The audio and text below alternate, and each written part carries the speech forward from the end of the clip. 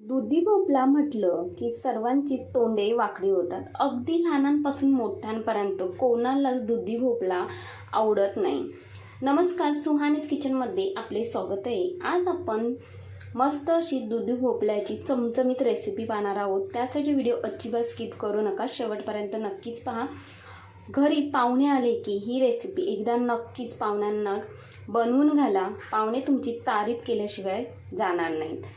लगेचच रेसिपीला सुरुवात करूया. तर इथे मी एक दुधी भोपळा घेतला. दुधी भोपळा स्वच्छ धुवून घेतला. त्यानंतर जेवढा पाहिजे तेवढा इथे मी कापून घेतला आहे आणि बाकीचा फ्रीजमध्ये ठेवायचा एखाद्या प्लॅस्टिकच्या पिशवीमध्ये. त्यानंतर पिलरच्या साहाय्याने याची जी साल आहे ती काढून घ्यायची. सर्व साल इथे मी काढून घेते. साल काढून घेतल्यानंतर यातला थोडासा भाग मी कापून घेते आणि हा खाऊन पाहणार आहे. यातला कडवट भाग असेल, म्हणजे भोपळा कडवट असेल तर भोपळा आपल्याला वापरायचा नाही आहे कोणत्याही रेसिपीला. तर इथे छान असा हा भोपळा आहे, त्यामुळे किसणीवरती हा सर्वच भोपळा किसून घेते. तर व्यवस्थित भोपळा किसून घेतल्यानंतर यातले आपल्याला पाणी काढून टाकायचे आहे. तर पाणी का काढायचं आहे, तर यामध्ये आपल्याला एक वस्तू घालायची आहे. ती वस्तू जास्तीची लागणार नाही, त्यासाठी यातले सर्वच पाणी काढून टाकायचे आहे. तर हातामध्ये थोडासा भोपळ्याचा किस घ्यायचा आणि अशा पद्धतीने पिळून हे पाणी काढून टाकायचे.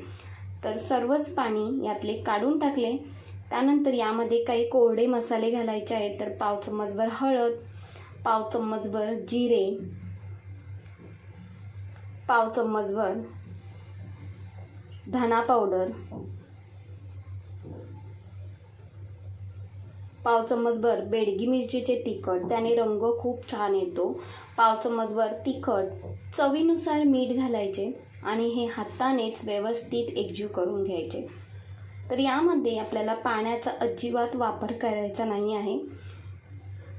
तर आता यामध्ये आपल्याला घालायचं आहे बेसन पीठ. तर इथे मी 1 वाटी बेसन पीठ घेतले आहे. तर आपल्याला इथे पूर्ण 1 वाटी बेसन पीठ लागणार नाही, जेवढे लागेल तेवढेच यामध्ये घालायचं आहे.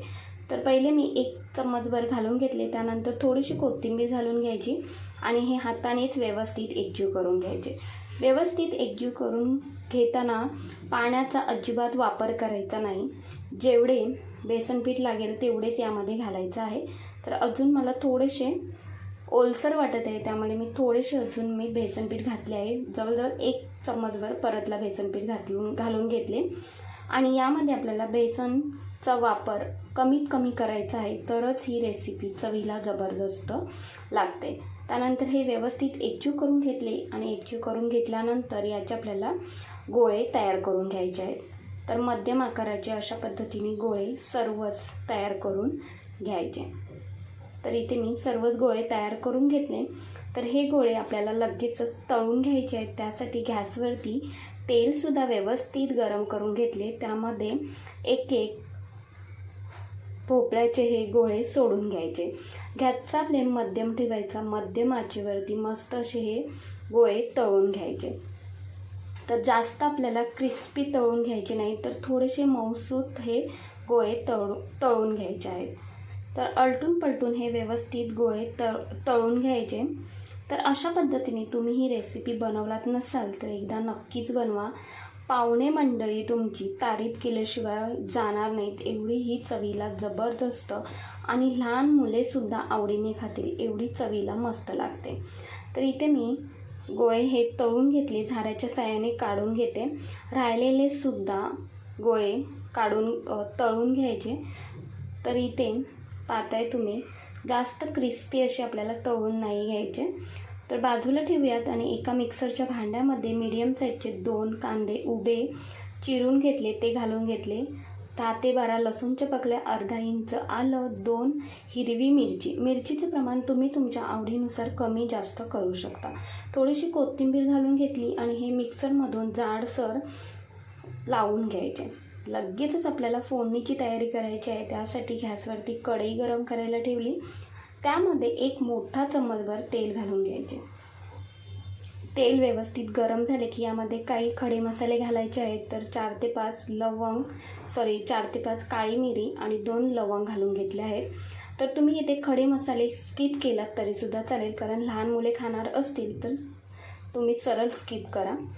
पाव चम्मचभर मोहरी, पाव चम्मचभर जिरे घालून घेतले आणि हे व्यवस्थित तडतडले की त्यानंतर यामध्ये आपल्याला घालायची आहे जी आपण तयार केलेली पेस्ट व्यवस्थित तेलामध्ये परतून घ्यायची. यातला जो कच्चेपणा आहे तो पूर्णपणे निघून जाईपर्यंत व्यवस्थित परतून घेतली. त्यानंतर पाव चम्मचभर हिंग, पाव चम्मचभर हळद, एक चम्मचभर बेडगी मिरचीचे तिखट, 1 चम्मचभर घरचे तिखट, अर्धा चम्मचभर धना पावडर, अर्धा चम्मचभर गरम मसाला, म्हणजे आपण जे घरचे मसाले जे वापरतो तेच इथे वापरायचे आहेत. त्यानेच ही रेसिपी जबरदस्त तयार होते. हे व्यवस्थित मसाले तेलामध्ये परतून घ्यायचे 1 मिनिटभर. व्यवस्थित परतून घेतल्यानंतर यावरती झाकण ठेवायचे आणि तेल सुटेपर्यंत मस्त अशी एक वाफ काढून घ्यायची. तर इथे पाहताय मस्त असे बाजूने तेल सुटलेलं आहे. त्यानंतर परतला चम्मचने एकजीव करून घ्यायचे आणि त्यानंतर यामध्ये 1 चम्मचभर बेसन घालायचे आहे. तर अशा पद्धतीने बेसन घातले की जी आपण रेसिपी बनवणार आहोत ती दाटसर होते आणि चवसुद्धा मस्त येते. तर व्यवस्थित असे हे एकजीव करून घ्यायचे, परतून घ्यायचे. त्यानंतर 1 चम्मच होईल एवढी दुधावरची साय घालायची. जर तुमच्याकडे दुधावरची साय नसेल तर तुम्ही इथे फ्रेश क्रीम 1 चम्मचभर वापरला तरीसुद्धा चालेल. आणि हे व्यवस्थित मसाल्यांमध्ये एकजीव करून घ्यायचे. त्यानंतर 1 वाटीभर फ्रेश दही घालायचे आहे. अजिबात आंबट दहीचा वापर इथे करायचा नाही. आणि व्यवस्थित हे चम्मचने तळापासून एकजीव करून घ्यायचे. तर दही घातले की या रेसिपीला चव म्हणाल तर 1 नंबर येते. आणि दुधावरची साय घातल्यामुळे क्रीमी टेक्स्चर येते. त्यामुळे दुधावरची साय किंवा फ्रेश क्रीम जरूर घाला. 1 मिनिटभर हे छान असे परतून घेतले. त्यानंतर थोडीशी कसुरी मेथी वरून घालून घ्यायची आणि 1 ते 2 मिरची घालून घ्यायची, सुकी लाल मिरची. व्यवस्थित एकजीव करून घ्यायचे. व्यवस्थित एकजीव करून घेतल्यानंतर यामध्ये आपल्याला पाणी वापरायचं आहे. तर इथे गरम पाण्याचा वापर करायचा, अजिबात थंड पाणी वापरायचे नाही. तर इथे मस्त असे गरम पाणी करून घेतले आणि ते यामध्ये घालून घ्यायचे. तर इथे तुम्ही म्हणाल कितपत पाणी घालायचे, जेवढी तुम्हाला ग्रेव्ही पाहिजे त्यानुसार इथे पाणी घालायचं आहे. तर इथे मी ही रेसिपी जास्त घट्टसर बनवणार नाही आहे, थोडीशी पातळच बनवणार आहे, सैल बनवणार आहे. त्यानुसार इथे मी पाणी घालून घेतले. चवीनुसार मीठ घालून घ्यायचे. मीठ घातल्यानंतर मस्त अशी दणकून 1 उकळी काढून घ्यायची आहे. व्यवस्थित उकळी काढून घ्यायची. छान अशी उकळी काढून घेतली की यामध्ये आपल्याला जे आपण दुधी भोपळ्याचे कोफ्ते तयार करून घेतलेले ते यामध्ये घालायचे आहेत. तर आज आपण पाहतोय दुधी भोपळ्याची कोफ्त्याची भाजी. मस्त चवीला म्हणाल तर 1 नंबर लागते बरं का. तर इथे मी सर्वच हे कोफ्ते ग्रेव्हीमध्ये घालून घेतले आणि आपल्याला झाकण ठेवून हे 5 मिनिटभर मस्त असे शिजवून घ्यायचे आहेत. 5 मिनिटानंतर इथे झाकण काढून घेते. तर इथे सुगंध म्हणाल तर 1 नंबर येतो. खूप मस्त असा सुगंध दरवळत आहे घरभर. थोडीशी कापलेली कोथिंबीर घालून घ्यायची आणि मस्त अशी आपली इथे भाजी तयार झालेली आहे. तर नाक मुरडणारे सुद्धा आवडीने खातील. कोणाला समजणार सुद्धा नाही की आपण इथे दुधी भोपळा वापरलेला आहे आणि घरचे सर्वच आवडीने खातील. तसेच पाहुणे मंडळी सुद्धा तुमची तारीफ करतील एवढी ही चवीला जबरदस्त लागते रेसिपी. नक्कीच तुम्ही ट्राय करून पहा. तर गॅस बंद करून घेतला आणि इथे गरमागरम ही भाजी आपण एका प्लेटमध्ये सर्व करून घेऊयात. तर दुधी भोपळ्याची कोफ्त्याची भाजी केव्हा तुम्ही बनवलात नसाल तर नक्कीच तुम्ही बनवून बघा आणि मला कमेंट्समध्ये नक्कीच कळवा. तर ही भाजी फुलक्यासोबत म्हणा किंवा चपातीसोबत म्हणा 1 नंबर लागते बरं का. नक्कीच ट्राय करा. तर तुम्हाला ही रेसिपी कशी वाटली ते मला कमेंट्समध्ये नक्कीच कळवा. कोणत्या भागातून पाहताय ते सुद्धा मला कमेंट्समध्ये सांगा, म्हणजे तुमचे मी आभार मानू शकेन.